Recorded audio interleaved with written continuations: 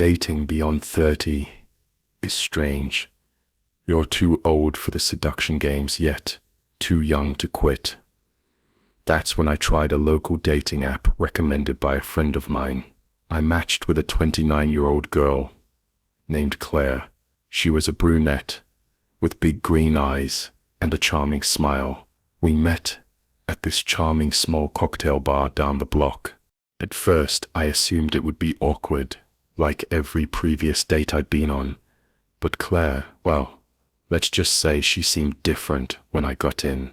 She was already waiting for me at the table, dressed in this cute red skirt, paired with a white tank top.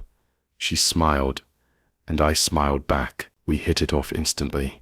She was smart and witty, and made good jokes instead of boring small talk. And she listened. What more can a man ask for right after a couple of drinks? I asked if she wanted to return to my apartment. She did not hesitate.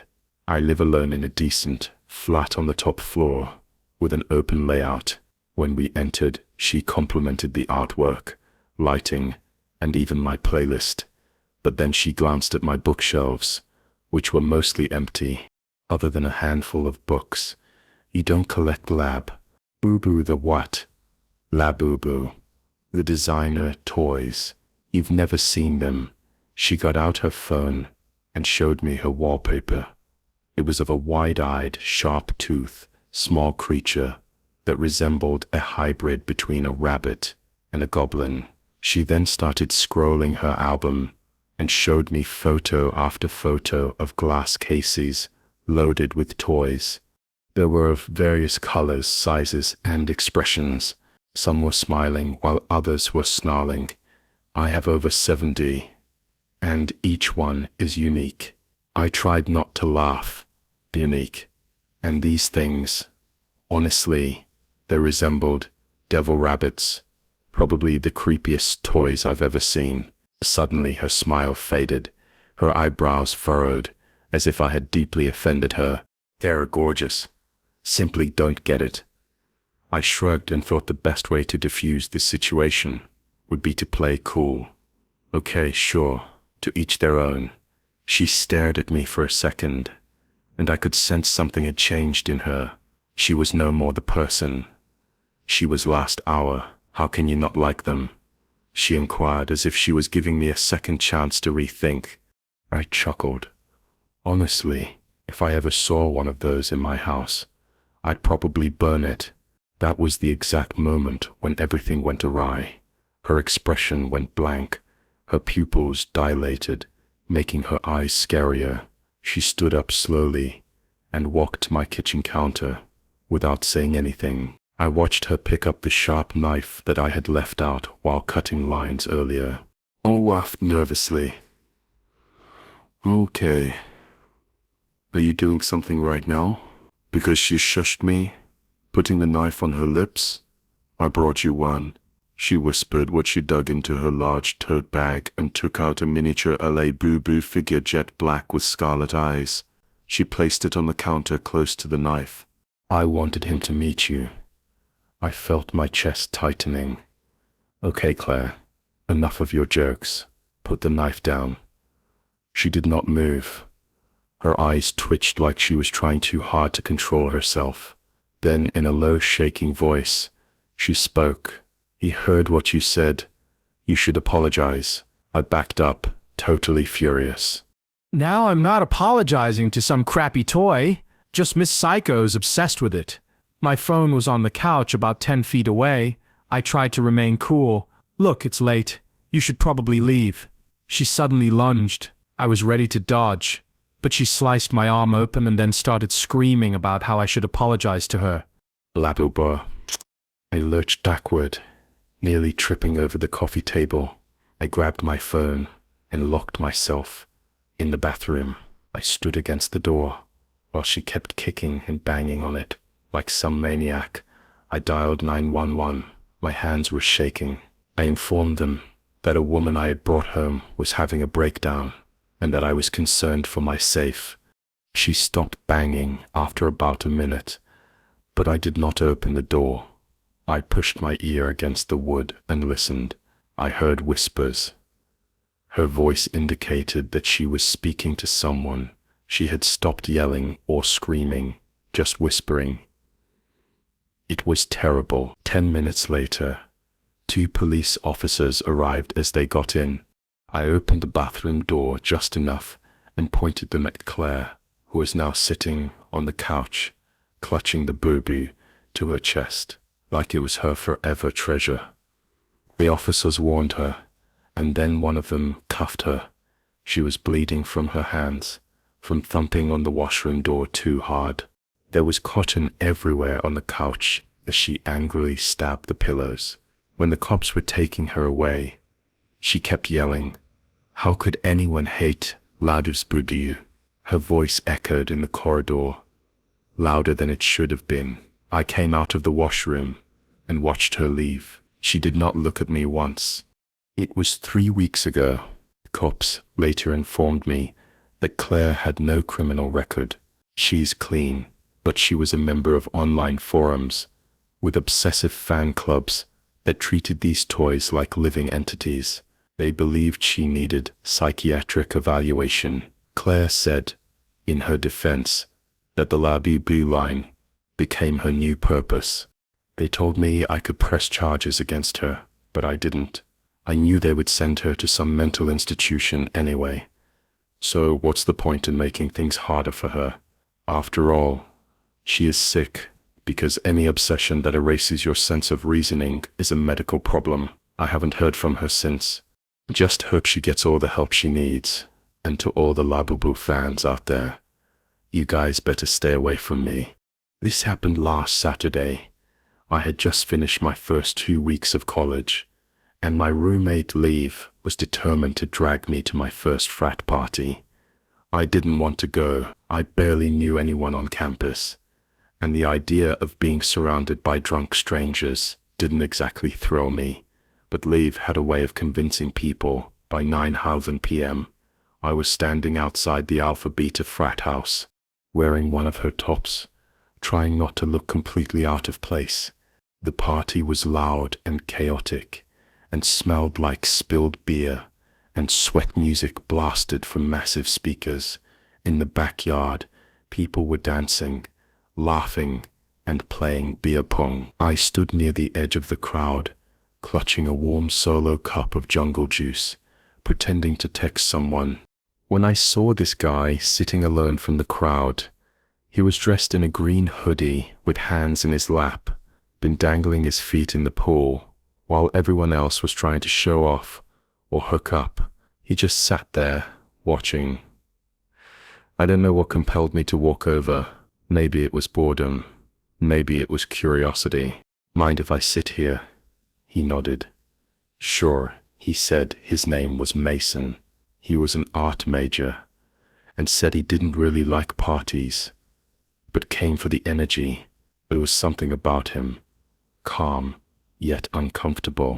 We talked about movies, tattoos, and the absurdity of frat life. He wasn't like the other guys here, so I let my guard down, and that was a huge mistake. Midway through our conversation, he rolled up the sleeve of his hoodie. "Check this out," he said. It was a tattoo on his forearm. A creature, big round eyes, sharp teeth, tiny ears. It looked like a demonic rabbit, cartoonish, but disturbing. "This is Boo, he said, touching the ink gently. "I collect them. Every version. We're kinda like soulmates." I tried laughing, thinking he was joking, but soon realized he was being dead serious. "Oh, aren't those like creepy kid toys?" He still didn't laugh. "They're misunderstood. People make fun of them, just to act cool." I gave an awkward chuckle and stood up. "Anyway, I should find Liv." His eyes followed me as I walked away, but he didn't say anything. By midnight, the party was dying down. Liv had disappeared with some guy, and I didn't feel like waiting around. My dorm was only a 10-minute walk, and I figured I'd be fine. I put in one earbud and started heading back. It was a quiet night. Empty sidewalks, soft breeze, no traffic. I remember thinking how peaceful it was in that moment. I told myself that college might turn out to be fun, but all of a sudden I began feeling nervous. I stayed to the music and heard footsteps. Someone was walking behind me. At first I didn't think much of it, probably just another student heading home. But the steps didn't fade. Instead, they matched mine. When I slowed, they slowed. When I stopped, they stopped as well. I turned around. Under a streetlight, maybe 20 feet back, stood Mason. He was wearing the same hoodie. His arms were stiff at his sides. His head was slightly tilted. I blinked on Mason. He didn't speak a word, just smiled. Something about his smile made me fear for my life. He then jerked his left shoulder twice and started chanting something. It took me a moment to hear exactly what he was saying. I listened carefully and heard him saying Labu Boo. He spoke like a toddler who just learned to talk. Labu Boo. My stomach dropped. What do you want? I screamed while stepping back in caution. His footsteps picked up behind me. He made Labubu sad. He called out. I didn't waste a second. More. I turned and started sprinting. I could hear him chasing me. His steps weren't even footsteps anymore. They were loud, heavy thuds, like someone running unevenly or low to the ground. He was screaming that I offended him by insulting his soulmate. My dorm was a block away. I ran across the lawn, fumbling with my keycard. I slammed on the door and swiped my keycard. At the first try, the reader flashed. Red Mason was inches away, was shaking hands. I swiped again, and finally it turned green. I yanked the door open and slammed it behind me, locking it just as his footsteps reached the pavement. He was standing right outside. I could see him through the glass on the door. His breathing was heavy and ragged. His face was blank, but his eyes looked evil. He leaned close to the door and whispered, "You made Labubu sad. You shouldn't have." I backed away, heart thudding. I grabbed my phone and called campus security. I arrived 10 minutes later, but Mason had left by that. I complained to the authority, who checked on him, but that freak lied to their face, saying he never even met me, since there was no evidence. No actions were taken against him. I thought maybe that would be the end of it. The next day at around 3 a.m. in the morning, I heard something slide across the floor. I sat up. There was an envelope on the ground. Someone had pushed it under my door. There was a photo of me in it, taken earlier that night, sitting by the pool next to Mason in the bottom corner. Written in red ink were the words the boo-boo remembers. My hands started shaking. I threw the picture away and double-checked the lock again. I barely slept. When the sun came up, I packed a bag and went straight to Love's dorm to stay there for a few days. But this morning, just as I was leaving, I went back to my room to grab my laptop, and I almost screamed. When I entered my room, there was a pink Labu toy sitting on my pillow. Its wide eyes stared directly at me. Its jagged teeth stretched in a grin that felt too real. I threw it in the dumpster and changed my dorm. I don't know what Mason wants. I don't know if he's gonna make my life miserable now. But I do know one thing I should have never laughed at. Labubu. Grief makes people do strange things. It had been 3 weeks since we lost our baby. One moment, we were excited. First-time parents. The next, we were sitting in a sterile hospital room under fluorescent lights while a doctor gave us the worst news of our lives. My wife Madison sat there not crying, just breathing heavily. She changed a lot after that. Most of the time she wouldn't get out of bed. She would hardly eat or talk. I watched my wife slip into this fog. I couldn't pull her from. I tried everything. Cooking her favorite meals, playing the music she used to love, and even reading aloud from the baby books we hadn't had the heart to throw away. Nothing worked until I brought home a blue boo-boo toy. Madison jokingly said that we'd put it on a shelf in our kids' room and say it was their watchdog. So I bought it off a reseller and gave it to her in the morning. Suddenly, her face lit up like she came back to reality. She held it in her arms and hugged it to her chest like it was alive. It seemed like the toy filled this huge void in her. At first I was relieved. Anything was better than the blank stare she'd been giving me. But over the next several hours, the comfort turned into something much worse. Madison wrapped the Labu Boo in a tiny blue blanket. In the afternoon, I watched Madison spoon-feed the Labu Boo applesauce. By evening, she had placed it in the crib that was meant for our child. I couldn't stand it anymore. That's not a real child, Madison. It's just a toy. She turned her face at me, and for the first time, I felt scared of my wife. They were bloodshot and filled with disdain. Don't talk like that around our son. I froze. Maddie, that's not our son. Her son is. Stop. Her lips trembled, and for a moment, I thought she was about to cry, but then her face twisted into rage. You're just like them. They said he was gone, but I can still feel him. Her breathing was getting rapid, and I feared she might do something hurtful, so I didn't push it further. I told myself it was the grief talks, that it would pass, that sleep would help. I was wrong. That night I woke up to an empty bed. Madison's creepy lullaby was echoing all around the house. I followed her voice and found her in the nursery. She was patting Labubu like she was putting a baby to sleep. Gavin rocked it in her arms, while continuing the lullabies. The atmosphere dropped down as I felt a cold shiver in my spine.